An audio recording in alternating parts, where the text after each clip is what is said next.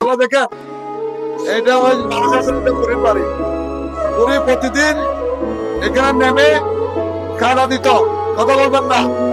রাসূল পাক সাল্লাল্লাহু আলাইহি ওয়াসাল্লাম এই হেঁটে এই মসজিদ, এটা মসজিদ শুনে এই মসজিদে আমার রাসূলের নামাজ পড়াতেন।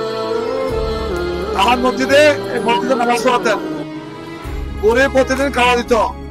প্রথম দিন আমার রাসূল পাক সাল্লাল্লাহু আলাইহি ওয়াসাল্লাম 41টি কানা করেছিল। কয়টি কানা? 41টি।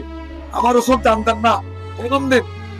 আর দ্বিতীয় দিন থেকে ওই যে কানা সদস্য আমার রাসূল পাক সাল্লাল্লাহু আলাইহি ওয়াসাল্লাম এখানে নামাজ পড়াতেন। একদিন বুড়ি কানা দেন নাই, আমার রাসূল পাক সাল্লাল্লাহু আলাইহি ওয়াসাল্লাম বলছেন, কিরে একটা লোক আমাকে কানা দিত, আমার দুশমনি কোথায় গেল? দেখেন ইসলামের কি সুন্দর সিস্টেম। আমার রাসূল পাক সাল্লাল্লাহু আলাইহি ওয়াসাল্লাম বুড়ির করে গেলেন।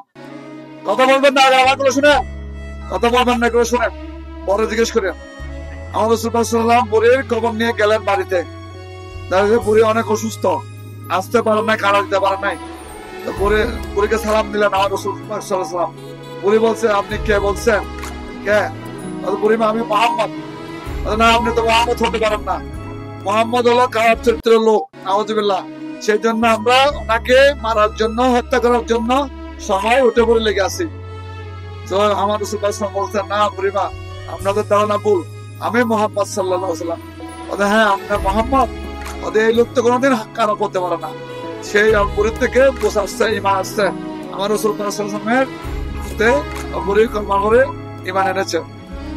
আরেকটি দেখেন, ও বলছিলাম তাইফের মধ্যে আমার রাসূল পাক সাল্লাল্লাহু আলাইহি ওয়াসাল্লামকে যেদিন বেশি কেউ পাথর মেরেছিল ইসলামের দুশমন, ওই যে কাফেরের লিডাররা আমার এদের ছেলেকে লেলিয়ে দিয়েছিল।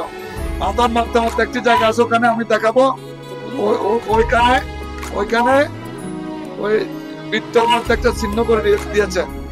এমন ভাবে পাথর মেরেছে, মাথার থেকে রক্ত পড়তে পড়তে নিচে নিচে গিয়ে জুতার মধ্যে জামা বেঁধেছিল। আমার রাসূল পাক সাল্লাল্লাহু আলাইহি ওয়াসাল্লাম আর হাঁটতে পারছিলেন না, তবুও তারা থেমে থাকে নাই।